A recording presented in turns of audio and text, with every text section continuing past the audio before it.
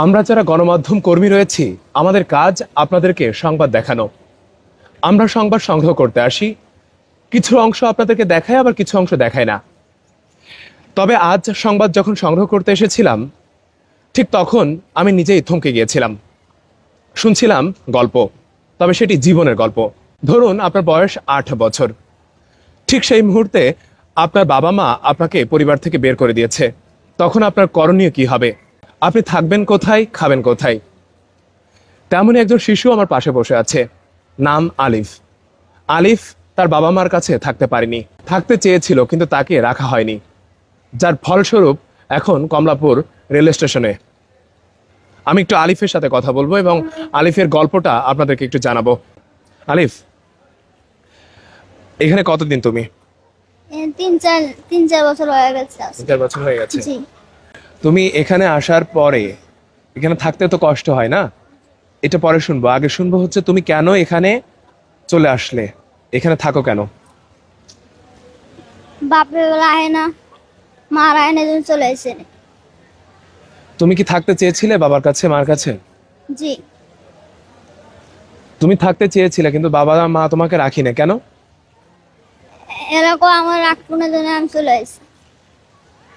তোমার বাবা মা কি করে, মানে বাবা কোথায় আছে, মা কোথায় আছে? মা হলো গাজীপুর মৌচাকা, বাপ এলো যাত্রা ওই ব্যান গায়ে চলে। মানে মা বাবা কি একসাথে থাকে নাকি আলাদা আলাদা বিয়ে শাদী করছে? আলাদা আলাদা বিয়ে শাদী করছে। জি। তাই এখানে যে থাকো, খাবার কিভাবে ম্যানেজ হয় তোমার? মানুষের তো চাই, মানুষের তো টেবিল চা খাই, মানুষ অনেক সময় কিনে দেয় জিনিসপত্র, সেইটাই খাই। দিন পাই না, দিন গিয়ে কাউর চা খাইও না, ফের শুয়ে ঘুমোই। ক্ষুধা পেটে ঘুম আসে? এখানে সবচেয়ে বেশি কষ্ট হয় কোনটার? সবচেয়ে কষ্ট মানুষের থেকে চাটা যে খাই, এটা কষ্ট বেশি। তোমার কি চেয়ে খেতে ইচ্ছা হয়? জি না। তোমার বাবা মার প্রতি রাগ হয় না? জি। বাবা মাকে কি বলবা? কিছু করে বলুন না। তুমি এখানে আসবার পরে বাবার কাছে গিয়েছিলে কখনো? জি না। যাও নাই? না। যেতে ইচ্ছা হয় না বাবার কাছে? না। মায়ের কাছে? আমার বাবার কাছে মায়ের কাছে একদিন হতে ইচ্ছা। দর্শক, ক্ষুধার কষ্ট পৃথিবীর সবচেয়ে বড় কষ্ট। আপনি একবেলা না খেয়ে হয়তো বেঁচে থাকবেন, যখন আপনি দিনের 3 বেলায় খাবেন না, তখন আপনার অবস্থা কেমন হতে পারে? আমরা দেখা যায়, আমরা এই পথ শিশু যারা থাকে তাদেরকে ছিঁড়ে, মানে আমাদের সাথে যখন কথা বলে তখন আমরা কি করি, হয়তো কিছুটা বিরক্ত বোধ করি, কেন আসলো আমাদের, কেন আমাদের প্যান্ট ধরে টানলো, কেন আমাদের স্যুট ধরে টানলো। কিন্তু দিন শেষে এই পথ শিশুদের একটা গল্প কিন্তু লুকিয়ে থাকে। ওরাও কষ্ট করে এখানে আসে। কিছু সংখ্যক শিশু বাদে অধিকাংশ শিশু তাদের পরিবার থেকে ছিটকে আসে একইভাবে। হয়তো বাবা মা বিয়ে করেছে অন্য জায়গায়, যার ফলে এই বাবা মা এই সন্তানদেরকে দেখে না। একটা সময় এই শিশুই চুরি করবে। এই দোষটা কার? ওই পরিবারের, এই সমাজের। আমরা হয়তো এই শিশুদেরকে সঠিকভাবে লালন পালন করতে পারিনি। আচ্ছা, তোমাকে যদি লেখাপড়া শেখানো হয়, কেউ যদি তোমাকে লেখাপড়া শেখাতে চায়, তুমি কি লেখাপড়া করবে? জি। জি। লেখাপড়া করে কি হওয়ার ইচ্ছা আছে বলো তো? লেখাপড়া ডাক্তার হওয়ার ইচ্ছা আছে। টাকা দিয়ে চিকিৎসা করবে নাকি ফ্রিতে মানুষকে? ফ্রিতেই। ফ্রিতে। ফ্রিতে? জি। দর্শক, বয়স ওর 8, সর্বোচ্চ হলে 9 বছর, ওর মতে 9 বছর।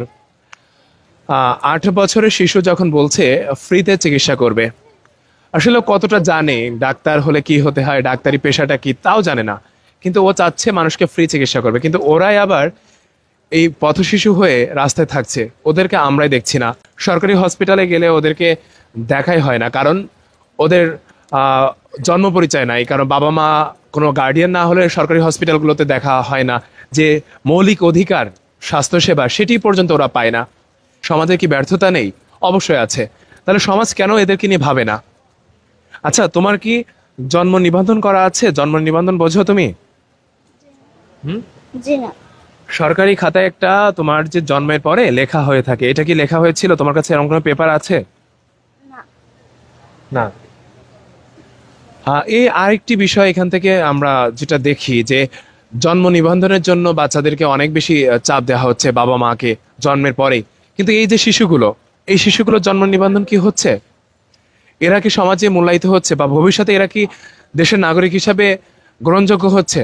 অবশ্যই হচ্ছে না। আলিফ, দুপুরে কি খেয়েছো? দুপুরে খাইনি, সকালবেলা খালি ভাত খাইছি। কি দিয়ে খেয়েছো? আলু ভর্তা। আলু ভর্তা। আর রাতে কি খাবে? রাতে খিচুড়ি খাম। পকেটে কত টাকা আছে এখন? এখন একটাও নেই। 1 টাকাও নাই। তাহলে খাবে কি? মানুষের তো চা এখন। যদি কোনোভাবে রাতে না খেতে পারো, দুপুরে তো খাও নাই, রাতে যদি না খেতে পারো তাহলে কিভাবে তুমি চলবে?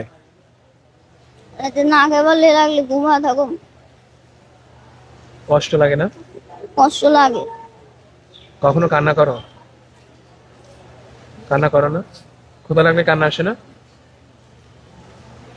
দর্শক, আমি যখন ইন্টারভিউ শুরু করছিলাম তার পূর্বে আমি ওর সাথে প্রায় ঘন্টা খানেক কথা বলেছি।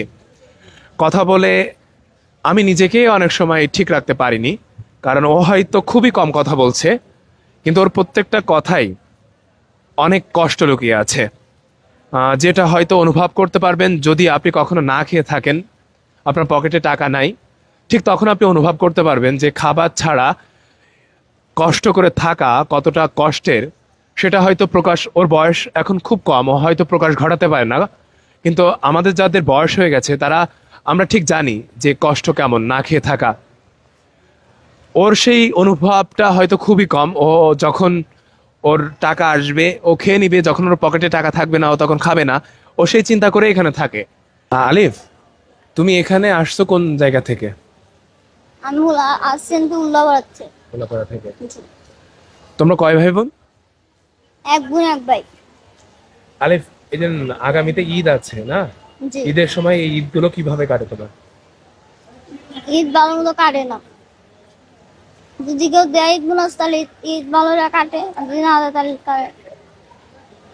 তুমি বলতেছিলে যে গত রমজানের ঈদে তোমাকে পুলিশ মামারা যারা আছে তারা তোমাকে অনেক সালামি দিয়েছিল, ওই বিষয়টা একটু শুনি। পুলিশ আঙ্কেলরা দিছে 106টা দিছে, সেইটা দিয়ে ঈদ করাইছি। দর্শক, আমরা যখন কথা বলছি আলিফের সাথে, তা আপনারা একটু খেয়াল করবেন, সেটি হচ্ছে আলিফ নিঃশ্বাস নিচ্ছে অনেক বেশি জোরে, অর্থাৎ নিঃশ্বাস নেওয়ার সময় ওর যে বুকের অংশ রয়েছে সেই বুকের অংশ বাড়ছে। আলিফের, আমি যতটুকু কথা বলে জেনেছি যে আলিফের শ্বাসকষ্টজনিত সমস্যা আছে। তুমি কি এটা জানো? ডাক্তার দেখিয়েছো? জি না। না, ডাক্তার তো দেখানো টাকাও নাই। টাকা আছে? জি না। তুমি বলছিলে না যে রাতে ঘুমাতে গেলে অনেক বেশি কষ্ট হয়, এটা একটু শুনি। মানে রাত্রে কিভাবে ঘুমাও সবকিছু শুনি। রাতে হাত মাথার তলে দিয়ে ঘুমাই, বালিশ হলে তো একটু ভালো ঘুমাই পারতাম, এখন তো বালিশ নাই, এদের পাই না ঘুমাতে ভালো। এখানে কিন্তু অনেক বাচ্চারা আছে যারা নেশা করে। তুমি কি নেশা করো? জি না। সত্য? সত্য।